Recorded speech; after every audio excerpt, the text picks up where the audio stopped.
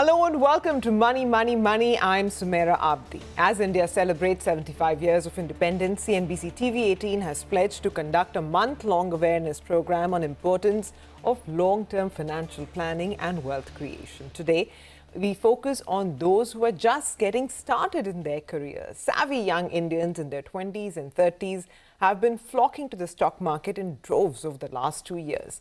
But as exciting as the stock market may sound, it is equally, if not more important for these millennials to have a holistic financial plan which is linked to their goals so that any downturn does not upset the apple cart. Joining in this endeavor is Vishal Dhawan of Plan Ahead Wealth Advisors, who will talk about getting started, especially for those in their late 20s and early 30s. Vishal, thanks very much for joining in. Often the biggest hurdle for financial planning, I don't mean just, investing randomly, is getting started, right? So let's start with somebody who's got their first salary. Should investing discipline start here? I mean, the first paycheck itself, or is it more like, let me enjoy my first few salaries? I can do it from the 6th month, the second year onwards, or should it be the very first paycheck? Thanks, Sumaira, for having me over. So I clearly believe that, saving and investing is a lot like starting a diet plan. I think you always want to postpone it to a later point. And very often when you're starting your career, this tends to be driven by 2 or 3 different things. One is you just you haven't had the freedom so far to be able to spend in the way that you wanted to. You had controls put by parents, maybe by siblings, and you just want to go out and spend on things that you wanted to spend on, maybe an electronic gadget, maybe maybe entertainment. So there's lots of sort of unfulfilled desires that you want to take care of. The second is just the plethora of options. There are so many things that you can buy into when you want to start investing, that sometimes it just creates confusion because you have too many choices. Should you buy a mutual fund? Should you do in the stock market? Everyone around you is giving you some advice. There's a friendly insurance agent telling you what to do. So it's really complex. And very clearly, we don't have a lot of financial literacy as a part of our college programs, school programs, etc. So very clearly, when you come in there, you get confused, and therefore you tend to defer these decisions. The third thing very clearly that we find is that it's very difficult for a lot of people to sit down when they're young and define financial goals. And we think this is actually the best starting point, because what you want to do is figure out what you want to use your money for. Is it going to be to upgrade your education because you need a master's to go forward in your career? Is it going to be that you need to help your parents pay down a loan because your parents are reaching their retirement phase? Is it that you want to save towards your own objectives of maybe becoming an entrepreneur in a few years? So I think the moment you start to define goals, I think it becomes much easier to build your investment strategy as a result of that. Okay. Last but not the least, don't forget about the fact that investing is different from savings. I think a lot of times these two things get confused, and you end up saying that, I have the money lying in my bank account and therefore I've done a great job. I think you need to move from saving to investments, because if you start that early, then it's a really, really good habit. And I think anything which gets into becoming a habit over a few months, then just continues with you through your entire career. Okay. So Vishal, what should the first portfolio look like? So I think, again, you start off with your goals. You have to be very clear that your goals need to define your investment strategy. It should not be tax planning. It should not be what your friend is doing. It should not be what you've read somewhere saying that this is a place where you can invest in and make maybe great returns. The first place you start off is trying to say, okay, how much do I want to really save? There are lots of very scientific ways to do it. But I think for a lot of people who are starting off, they want to do it in a manner where they use some thumb rules. So for example, there is a 50-30-20 thumb rule, which gets used very often, where you actually use 50% of your income on what you actually need to do or need to spend on. You have another 30% which goes to places which are desires, wants, that sort of space. And then you put the balance 20-30%, which is left over, into investments. Now, once you've done that, your first portfolio needs to be driven once again by the goals that you have. So if you need the money, let's say after a year, because you're only going to take a year before you go to study, and you're going to use this as either the entire fee is going to come out of here, or it's going to become the down payment for an education loan, then you don't want to go into areas like the stock market, because clearly equities are not designed for very short investment horizons. You may deliberately use fixed income sort of instruments, debt mutual funds, bank deposits, those kind of instruments, simply because your goal is dictating your investment strategy. If you're one of those people who are very lucky, you have parents who are already wealthy, this is really your money, you can decide what you want to do with it, then we would strongly suggest that you start saving for your long-term goals right away. Because what you want to do is get to a point where you have financial freedom quickly. And you are then able to make choices in the way that you want, as far as your career is concerned, as far as your work hours are concerned, as far as how you want to deal with family is concerned. All of those choices suddenly become much more open for you once you get closer to financial freedom. Okay. But Vishal, the second big hurdle that comes is that, you've made your first portfolio, but most people let it be, thinking that, there's barely any increase in salary. So let this portfolio continue as is, right? But is it equally important to, let your investing corpus also keep pace with whatever, your salary has increased by, and how do you do it? It's absolutely critical. So I think just the way your salary is going up, you also want to ensure that your savings rate goes up. And the best way to do this is to automate it. So effectively, what happens is, let's say your salary goes up by 10%, and you're saving through, let's say, an SIP or a recurring deposit. Try to ensure that a large part of that 10% automatically goes back as a top up in terms of your investment plan. I think there is a tendency to sort of expand your expenses as your income goes up. But I think you need to be measured. Just ensure that at least half of the increase in compensation that has happened actually goes towards increasing your investments, and the other half can go and take care of inflation plus some lifestyle changes that you might want to consider, but do that very prudently. Okay. But in most cases, when people are just about getting started in their lives, even if you count only the most important expenses, those expenses keep outweighing whatever is your inflow, right? So you may have clever budgeting, but despite that, most people are just left to play catch up, at least in the first few years, right? How do you sort of reconcile this to a more manageable situation? So I think a large part of this is, definition of necessity and wants. I think very clearly, across generations, this definition has also changed. And I think it's important to keep in mind that when you are sitting down and doing budgeting, you define what's the necessity for yourself. The necessity, once again, for your friend, for your colleague, may be different. They may be in a different wealth phase. There may be money in the family. There might be a lot of different things that may be happening at the same time. So you need to define what is your list of necessities very clearly. And the only way to define it is actually to sit down and create an Excel sheet or write it down on a piece of paper, saying that for me, this is my necessity and this is how I want to take care of it. It's also important to educate people in your ecosystem, especially your immediate family, who do tend to also have requirements, that what is a necessity and what is a want. I think once you've done that very clearly and everyone's gradually coming around to the same page, I think you start to find it so much easier to make this happen, because you then don't overspend, you invest regularly, and the whole cycle then becomes a very virtuous cycle.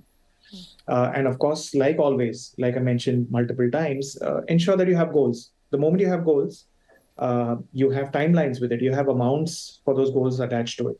And because you have all that in place, it now becomes easier for you to decide that when I'm choosing not to spend that money today, this is the benefit that will come to me at a certain point in time because I have a well-defined goal. And I think that's what really gets people very, very motivated to continue on this journey because they can see the end goal in place and the benefits that could accrue through that process. Yeah, that's true actually. And, resurgent India, which is seeing ever expanding middle class, has a lot of rising aspirations. And it's today more important than ever, especially since we've come out after 2 years of a pandemic, to keep those aspirations in check. We, like, Vishal said, we must be very, very certain between wants and needs. We're going to take a very quick break. But on the other side, we're going to have, more aspects to this conversation. What about if you have irregular income, if you're in a startup, or, for example, you want to retire early? Can you plan for it already? All of that is lined up next. Stay tuned. Hi, welcome back. You're watching Money, Money, Money. With us is Vishal Dhawan of Plan Ahead Wealth Advisors.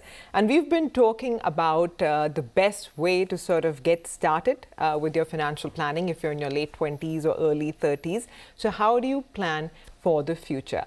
Vishal, earlier we've already spoken about, managing expenses and other realistic aspects. But, one aspect which we can't ignore is also rising aspirations, right? So, a lot of these millennials, and I can't really fault them for, wanting to delay investing by, say, a few years, because they want to catch up on a bit of consumption, maybe gadgets, entertainment. Many of them are probably living alone for the first time. Many have moved to cities for the first time.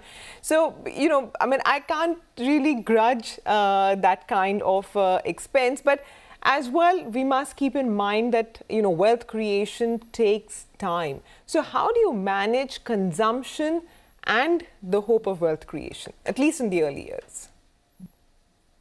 So very clearly, I think, many of us have also gone through that phase. You sort of start earning, you want to consume, you want to just display your wealth or your income a little bit so that, you also feel happy because of that. So a lot of these things are very real emotions that, a lot of people do end up going through.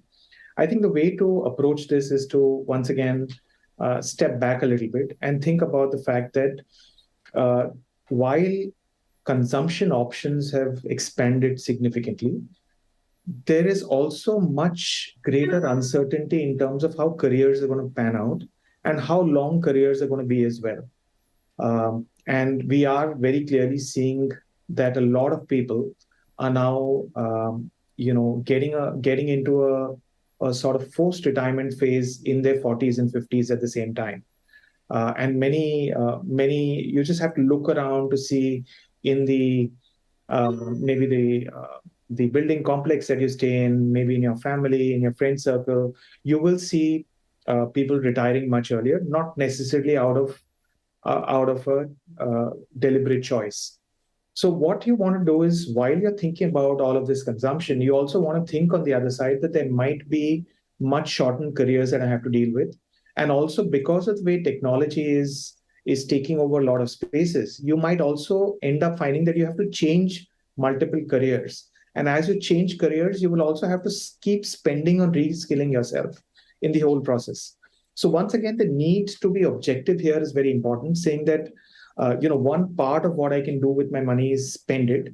The other part is I can use it to ensure that I can work longer, I can increase my income.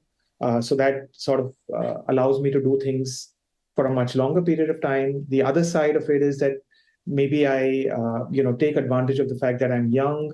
I get the benefit of compounding. I can put my money away into assets which are riskier, because what happens is, while in the short term, the riskier assets can be very volatile, over very long periods of time, this normalizes. So I think you need to look at a lot of these things. And very, very clearly, I think you need to make a start. Even if you're saving a small amount of money and then investing it, I think it's a great way forward, and do it automatically. Don't try to make every decision a decision where you will say then that, I never had time, I'm so tired on the weekends, I need some, space for myself, etc. Just automate the process, let it go out of your account, ensure that you have credit cards which are limited, don't go out of control on spending. I think those are the ways that you can really make this happen and get your financial goals really in place. Okay. But, the other reality of our times is that there are any number of people now who are looking at careers, maybe in startups or, there are any number of roles now where, it's more like a freelance kind of concept. There may not be regular salaries. A lot of people, may be accepting ESOPs or some other arrangement in lieu of regular salaries. So what about planning for them? Because for them getting loans is also not as easy as it is for regular salaried people. So how do people like this plan for their future?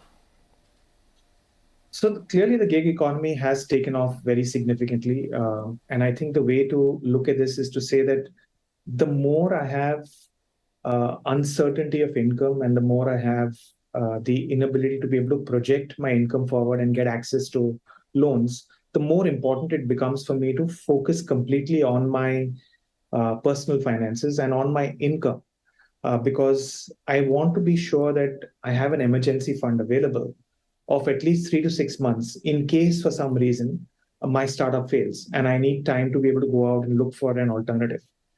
I need to have a process in place where I definitely control my expenses, because one of the things that successful startups have done is bootstrap. And I think as an employee of a startup, you want to bring some of that bootstrapping into your own personal life as well, so that you can also be able to save. I think every startup founder knows that he or she may not be successful, and in the same way, you need to be aware as an employee in that startup that maybe this won't work in the way that you had planned to, and therefore have that provision made. As far as your investments are concerned, you still have the ability to use processes like a systematic transfer plan, which allow you to put money away on a monthly basis after you've put in the lump sum. So the money goes into a liquid fund, and from there it goes every month. This is a bit like an SIP in terms of giving you the rupee cost averaging, but the money doesn't leave your bank account every month. It leaves in spurts when you get the money. And I think those are ways that you can still continue to invest. You don't have to wait to become a salaried employee of a normal sort of corporate role to decide on starting your investment journey. And Vishal, in our parents' generation, it was a big deal to continue working till you retired, right? The voluntary retirement scheme was practically an alien concept for that generation. But now, many more people in our generation, and of course, many more who are younger to us, want to retire early. Nobody wants to be working, till they're 60, 70, etc. They want to start enjoying the money that they have made and want to enjoy life. What do you need to do to be prepared for this? So very clearly, the first starting point has to be to put numbers down and say, okay, what is it that I require to have with me if I want to retire? Keep in mind that inflation is going to continue to happen. It's not going to go away just because you choose to retire. There is going to be a need to plan for it. So try to estimate what your regular month-on-month expenses are going to be in retirement. Obviously, keep inflation in mind. Think about one-off expenses that will continue to come. For example, travel. Remember, you'll have a lot more time. You have the ability to travel as a result of that. And a lot of travel will come with higher expenses. Maybe you'll be more socially active. You'll be attending a lot more social functions. You have gifting to do there. All of these comes with cost. Similarly, there might be, even though you might be retiring, you still need to change your vehicle every X number of years.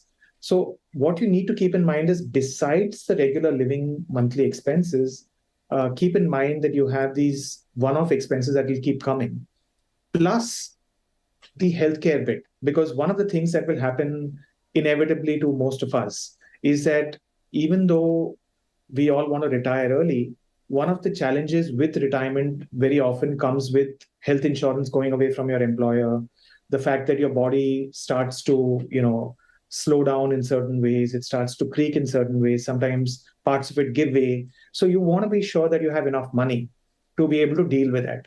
And very, very clearly, the best way to do that is get the numbers in terms of what is it that you require, and then work with an investment plan to be able to get to that in a very diligent and disciplined manner. And Vishal, now for the real reason why we have called you, which is to pick your brains.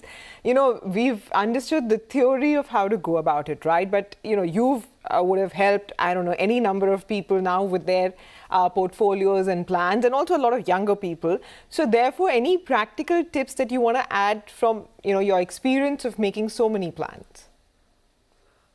So I think number one is, starting early. I think very often we hear this comment from clients, irrespective of the age that they come to us at, saying, I wish we had met 10 years or 15 years earlier. And that's one of the reasons why a lot of our clients keep telling us that, let's start working with my children right away. And I think that's the biggest sort of learning that we've had, that you got to start early.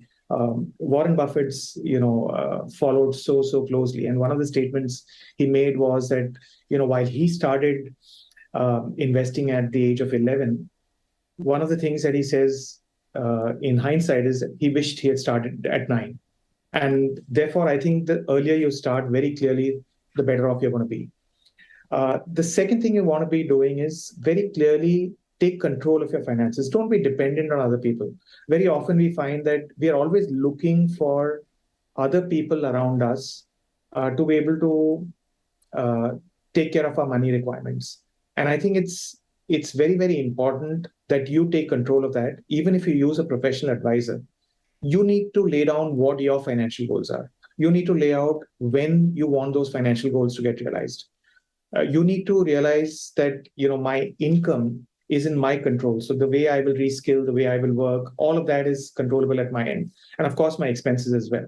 So I think a lot of this holistic approach is very, very useful when you actually go out and think about the years that, we've spent helping people get to financial freedom. The third thing that you want to do, and it's very, very important once again, is that let the tax structure of a particular instrument not dictate how you want to invest. The tax is an outcome of a gain that you make, and that gain is going to get taxed in a certain way today. It may get taxed in a different way 5 years from today, 10 years from today, 15 years from today. You have limited control on it. You need to let your financial goals decide what should be your investment strategy, not your tax strategy become the sort of driver of everything else that happens. And last but not the least, stay on track with your financial goals and your investments. What it means is you need to spend time to go through it, evaluate it. Are you on track? Has something changed? Is your investment strategy working in the way that you wanted it to? At least twice a year is a good approach to take. I think there's one of the mistakes that a lot of people make is they keep checking their portfolios day in and day out. It's not required. I think you want to stay to a plan. If you want to look at it once a month just to get an idea in terms of what's happening, that's okay. But get into a deeper review of your investment portfolio at least twice a year, and review your financial goals at least once a year to be sure that you stay on track and remember why you're saving money. All right, Vishal, thanks very much for joining in with your very, very practical advice. With that, we'll wind up on this edition of Money, Money, Money and promise to see you again next week.